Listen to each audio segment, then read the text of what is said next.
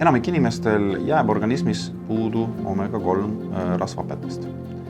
Selle puuduse kompenseerimiseks ostavad nad poest linaõli ja kalaõli ja söövad seda nii-öelda toidulisandina. Paraku ei ole need kumbki kuigi maitsvad ja ei sobi toidu valmistamiseks. Tudraõli on maitsev, ta sobib hästi salatisse.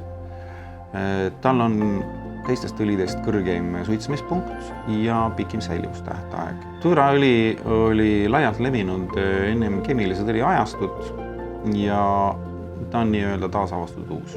Meie pere on seotud tudraga läbi tervisepüüdluste. Meie poest rapsiõli ei osta. Steve Jobs on tsiteerinud Hippokratest, öeldes lase toidul olla sinu ravim, muidu saab ravimist sinu toit.